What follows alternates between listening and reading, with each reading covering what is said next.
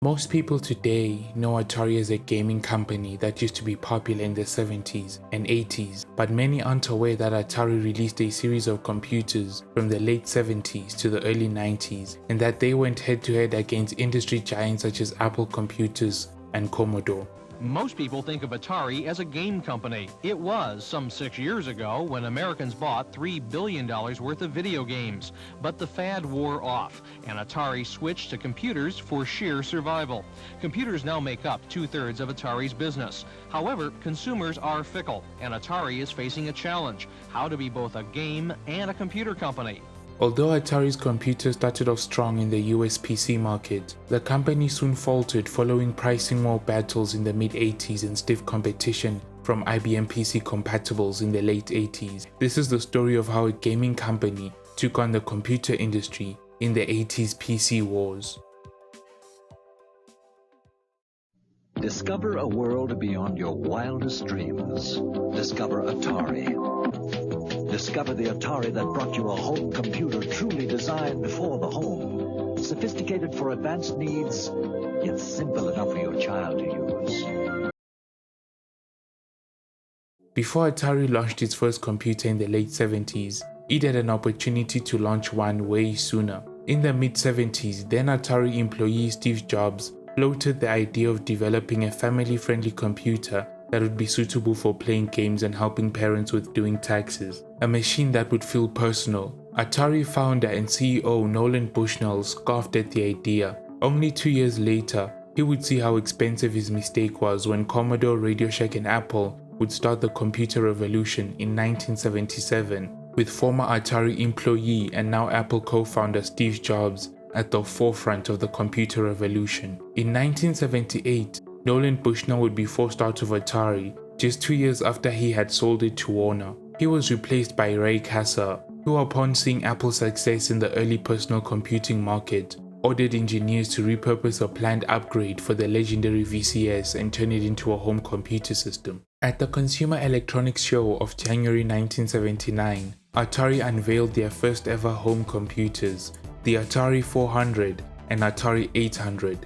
The machines had custom graphics, sound chips, joystick support, and the ability to play games with cartridges, cassettes, and discs. The word Atari at the time was synonymous with the word video game, yet Atari marketed the two machines as second-generation PCs. They wanted consumers to see the new machines as capable of more than just gaming. The Atari computers were a huge leap in consumer-friendly personal computing. Unlike many PCs of the era, Atari's machines exposed no bare electronics to the consumer. At launch, the Atari 800 retailed for $999 with 16 kilobits of RAM, and the Atari 400 with 8 kilobits retailed for $549. The flagship Atari 800 undercut the price of the 16 kilobit Apple II, which retailed at $1,195. Atari PCs fared well upon release, gaining a significant portion of the PC market share and outselling Apple by 2-1 in 1979. But Atari had a problem. It used closed system architecture design principles to make its 8-bit computers. This meant that Atari never shared the secrets of its software architecture outside of special agreements with contracted developers. As a result, Atari computers had very little software developed for them compared to other machines. On top of that, Atari prioritized making software for its video game consoles over its home computers. By 1980, the size of Atari's home computer software library paled in comparison to those of machines from Apple and Radioshack. Atari needed software, and fast. A new division within the firm was created to solicit programs from the general public and publish them under the name Atari Program Exchange, or APX for short. With APX, authors submitted programs for consideration to Atari. If the firm accepted their creations, authors received a royalty for sales of their product through a quarterly catalog published by Atari. Thanks to Atari's push for software, Atari's software library expanded dramatically in size and quality after 1981. Sales of the Atari home computers peaked in 1982, with over 600,000 machines sold that year.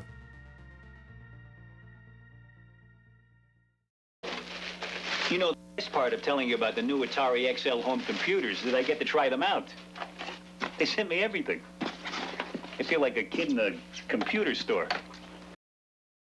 After 3 years on the market, Atari sought to simplify and update its aging 800 and 400 machines, which featured fairly complex and expensive to manufacture internal assemblies and very 1970s looking industrial design. The result of this streamlining was the 1200 XL, which featured a new case design, a simpler motherboard, and more RAM. Even though the 1200 XL was well designed, it also became known as a highly flawed machine. The new operating system that the 1200 XL featured introduced frustrating incompatibilities with existing Atari 8-bit software. The 1200 XL was a complete flop in the market and was only produced for less than a year before it was quietly discontinued. Sales of the original 800 actually went up after the release of the 1200 XL. After the failure of the 1200 XL, Atari returned to the drawing board and came up with the 600 XL and 800 XL computers, both of which sported similar industrial designs as the 1200 XL,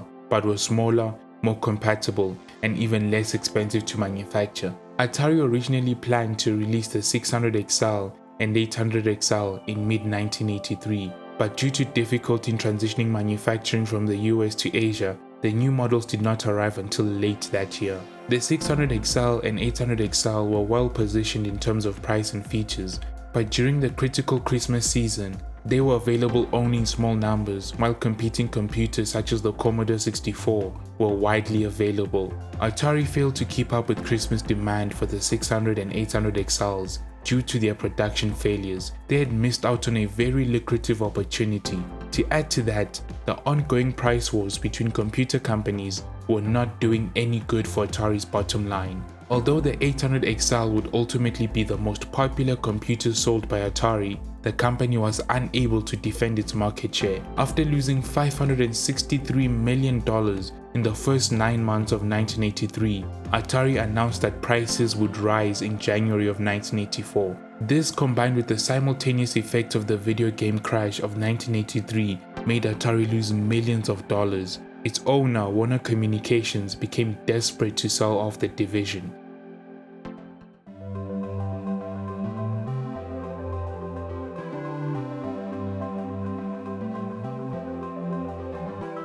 In 1984, following his resignation from Commodore, founder Jack Tramil led a group of investors who bought Atari's computer division for around $200 million. Atari sold about 700,000 computers in 1984, compared to Commodore's 2 million. When Tramil took over Atari, the high-end XL models were cancelled. Nearly all research, design, and prototype projects were cancelled. Tramil focused on developing a new Atari machine and recruiting former Commodore engineers to work on it. Tramil replaced the 8-bit XL series with 2 new models, the 65XE with 64 kilobytes of RAM and the 130XE with 128 kilobytes of RAM. Both were compatible with the existing Atari 8-bit software.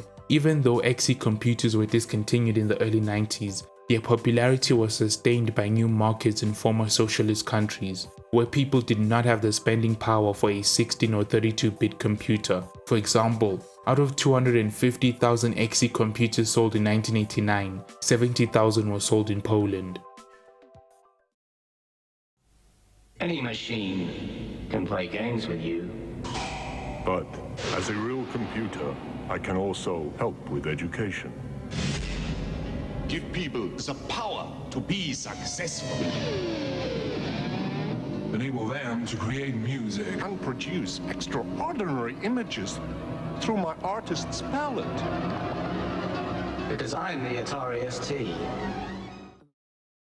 The launch of the Macintosh in 1985 set off a race to create a new generation of 16-bit GUI-based PCs. Atari designed its own such computer, the 520 ST, and launched it in March 1985. By the time the 520 ST launched, Atari was rapidly running out of cash. Jack Tramil admitted that sales of previous computers were very slow, and employees feared that he would shut the company down. But fortunately for Atari, the 520 ST was a success, and it saved the company. By November 1985, Atari stated that more than 50,000 520 STs had been sold. The machine had successfully gone from concept to store shelves in little under 1 year.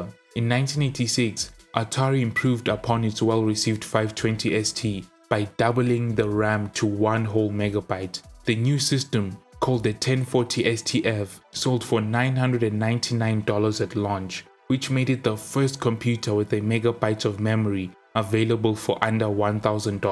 The 1040 STF proved fairly popular in the United States, albeit not as popular as its competitors, and it served as the baseline machine of the Atari ST series for years to come. The Atari ST line, however, severely underperformed in the United States. Despite selling more than 2 million units, it could have sold far more. The computers that did well in the 1980s were very easy to buy.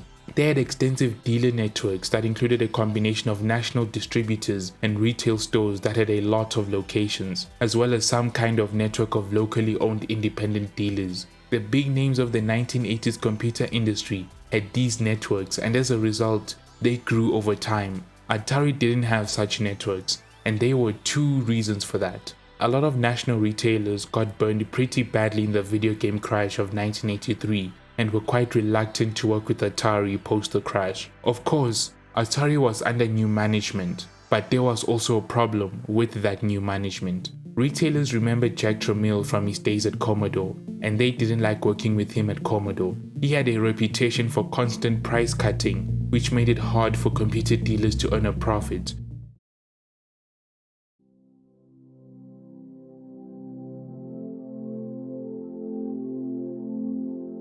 By 1987, the IBM PC compatible market had exploded into a market filled with unauthorized PC clones made by dozens of manufacturers. Atari decided to try its hand at a PC clone in 1987, releasing the Atari PC. Unfortunately for Atari, due to low technical support and prohibitively high prices compared to other IBM compatibles, Atari's PC never gained popularity. In 1989, Atari would switch its focus to the portable computer market and made a portable computer called Stacy. At a time when the Macintosh portable computer sold for more than $6,000, the $1,995 Stacy seemed like a bargain. Unfortunately, the Stacy wasn't too forgiving on the C cells that powered it. Fresh batteries would last only 15 minutes in the machine, making it far less portable than most users would like. In December 1990, Atari released an ultra-thin Atari ST book.